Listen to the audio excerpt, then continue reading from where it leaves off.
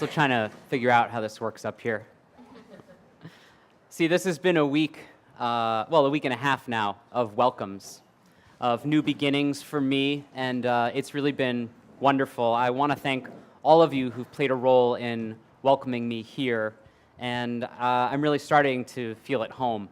So that might be because I'm standing about 40 steps from my actual home as I stand up here. But still, the warmth that has been offered has been greatly appreciated.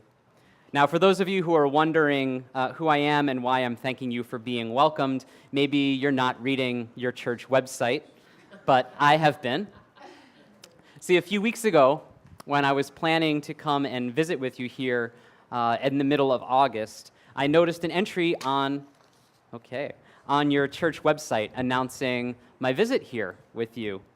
And when I opened the announcement, I read, our 10-month, half-time contracted minister would be paying a visit. Now, it's pretty descriptive, I understand, and I confessed I laughed a little when I read it because some people contract colds, but you've contracted a minister.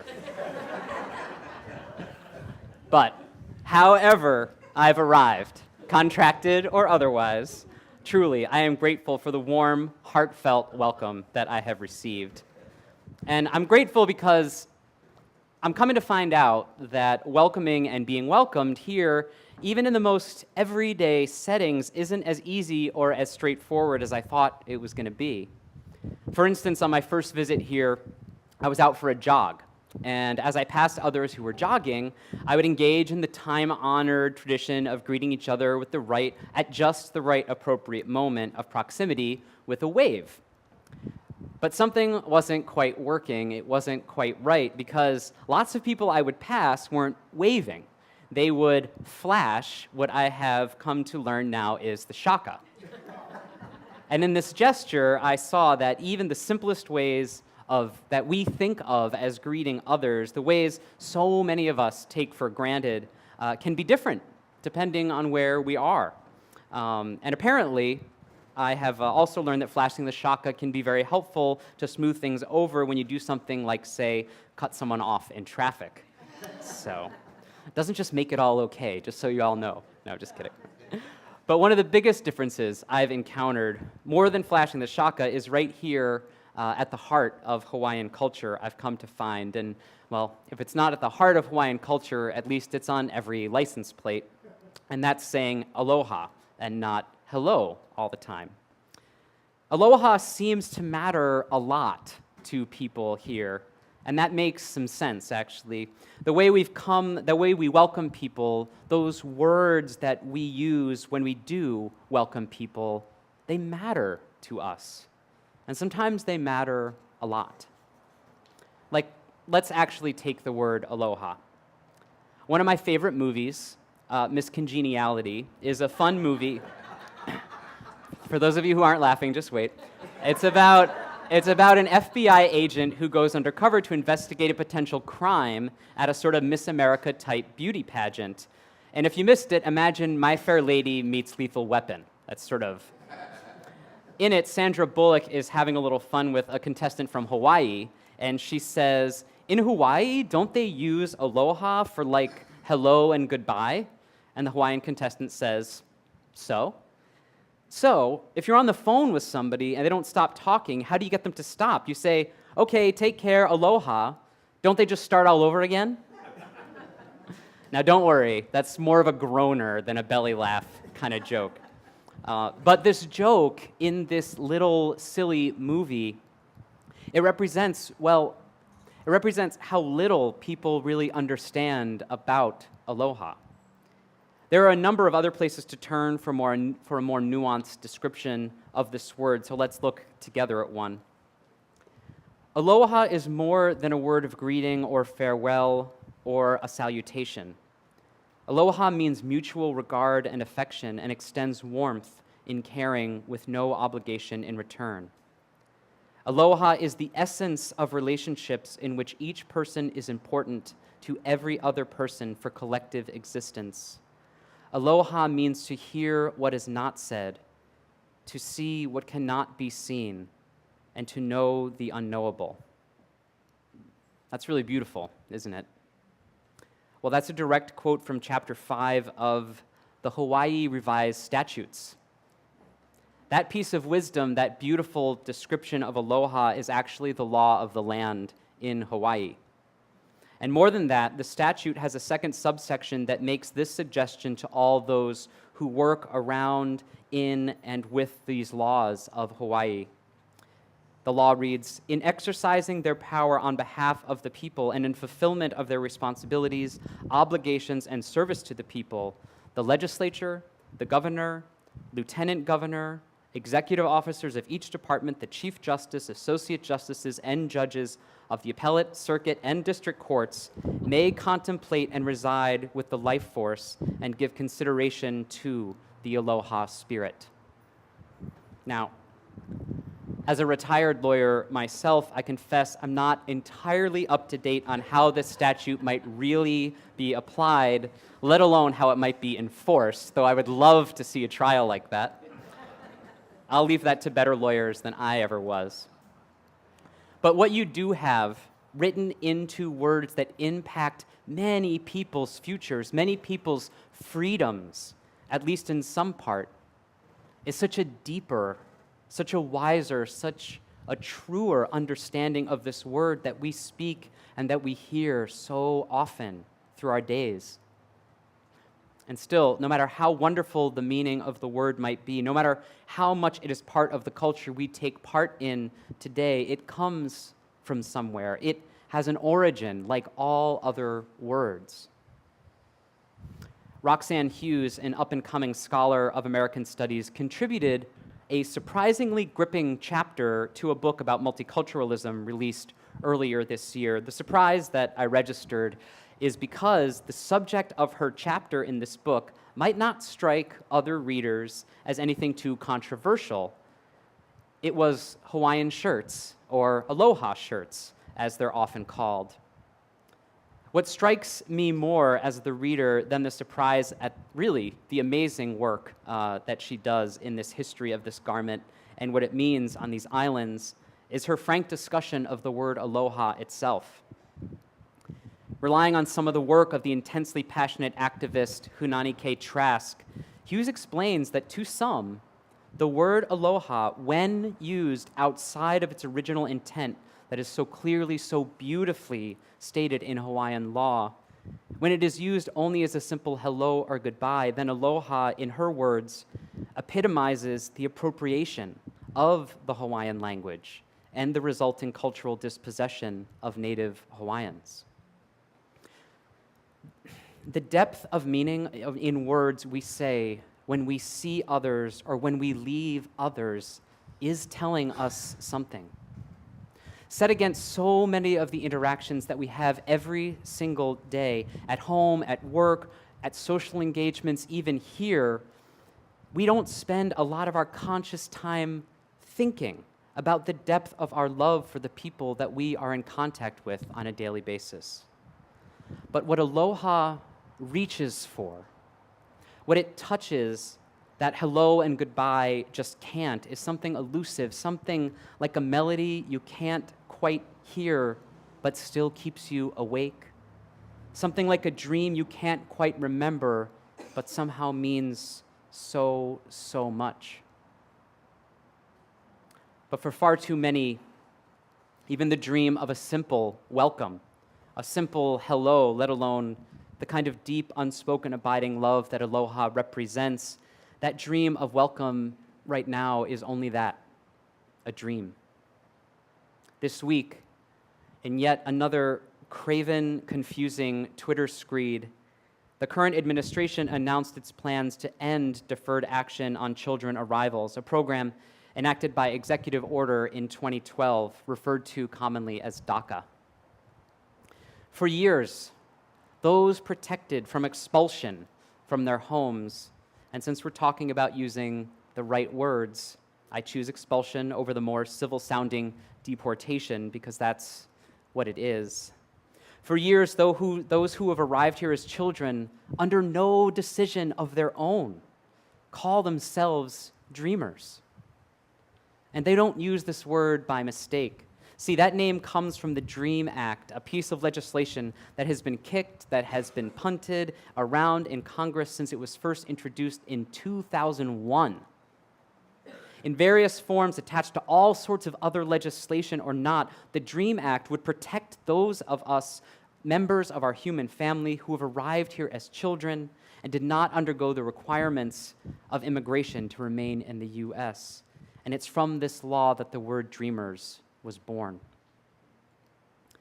It shouldn't be lost on anyone either that the name DACA, deferred action on children arrivals, is literally deferring the dreamers. And that dream has been deferred now for 16 years, and it might end with a simple tweet. And we have wondered before as a culture, as a people, what happens to dreams that are deferred. The great poet Langston Hughes asks us, what happens to a dream deferred? Does it dry up like a raisin in the sun, or fester like a sore and then run? Does it stink like rotten meat, or crust and sugar over like a syrupy sweet? Maybe it just sags like a heavy load. Or does it explode? See, as Unitarian Universalists, many of us know what it means not to be welcome somewhere, not really welcome. I hear things all the time like, oh, you'd be happy at that church, they hardly mention Jesus at all. Or, well, you're a Unitarian Universalist, since you don't really believe in anything, can't you just kind of be happy worshiping anywhere? And as I drive around this island, I see houses of worship all over the place, with big signs out front that say, all are welcome. And I know that the spirit of that gesture comes from a very good, very important place. But the kind of welcome that permits someone over the threshold and allows them to participate, but then later asks that some affirmation of belief be made, some creed agreed to, in order to become a real member, is part of the reason Unitarian Universalism exists at all. A creed or an affirmation or a profession of faith of some kind is a set of words one must speak or agree to in order fully to be welcome somewhere. They are words of welcome. And underlying them is the message that some are in and some are out. Coming and going, hello and goodbye, welcome, not welcome.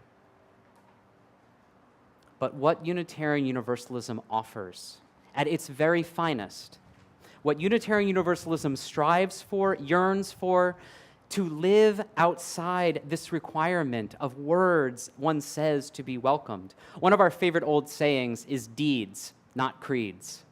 Because at our best, we seek the truest, most profound, the most deeply human ways of being together, being with one another, and most of all, being ourselves with one another. We are seeking true aloha here. And my friends, we're going to need it. In the coming months, I suspect that we will be hearing more and more in the news about what should be done with these dreamers. And I hope you'll pardon some skepticism, but an administration that sees fit to pardon the likes of Joe Arpaio in 1 week and then sets an end to DACA in the next is going to have to be watched and watched carefully. Because Hawaii is a special place for dreamers. Not only is Hawaii one of the only states that happily enrolls DACA participants in its universities at in-state tuition levels, Hawaii is one of 15 states joining a lawsuit to halt the administration's termination of DACA. By one count, between 4,000 and 5,000 dreamers live here on Hawaii. And 558 of those people are enrolled in the DACA program. That's a lot of members of our human family. Before DACA, there were so few choices for young people who were not permitted to enter the process of citizenship. Among them were a high school football star who couldn't pursue higher education with the full academic scholarships he was being offered. Among them are men and women who arrived here as children, escaping violence in their homeland, who now do their best to cobble together under-the-table jobs just to make ends meet.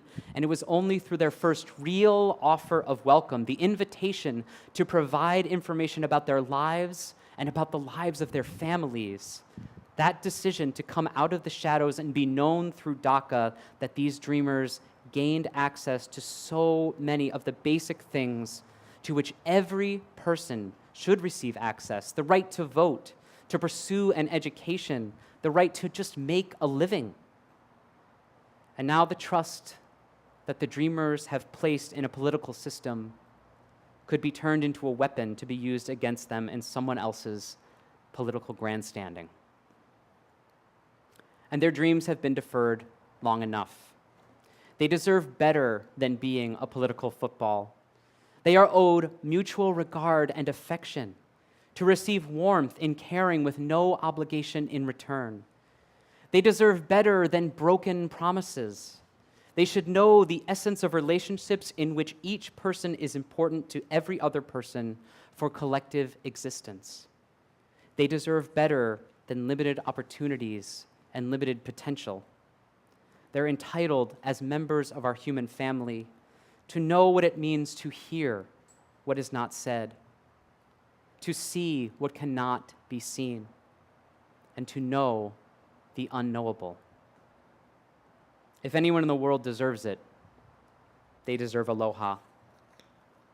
See, as people of faith, people possessed with a purpose and a power beyond what is enshrined in letters on a page, beyond what a politician thinks might get them elected, beyond borders and beyond divisions, people like that, people like us, have the power to dream together even more fantastic dreams. And as Unitarian Universalists, recognizing the inherent worth and dignity of every person, and then holding fast to the interconnected web of our very existence and not giving two hoots what someone believes or doesn't believe about God or faith, the right here or the hereafter. We know what it means to be welcomed in, but not welcome to stay. And so we know what it means to find a home at last. So in the coming weeks and months, as we work together to dream still greater and greater dreams, we will be watching together. We will be watching to see how the children in our human family are being treated. And we will be standing by the sides of those members of our human family with any support that we can offer. And we will be acting. We will be acting in accordance with our purposes and with our principles if anyone, anywhere, tries to hurt our family. We have seen enough of hello and goodbye. We have seen enough and had enough of who is in and who is out. We have dreamed together long enough for an end to the political game of who stays and who goes. It is time to stop the dreaming. It is time to stop talking with the same old words of welcome. It's time to take a stand together, side by side, for the law of the land and the law that rules our hearts together. It's time to seek what means to hear what is not be said, to see what cannot be seen, and to know the unknowable. It is time for aloha. And may it ever be so. Blessed be, and amen.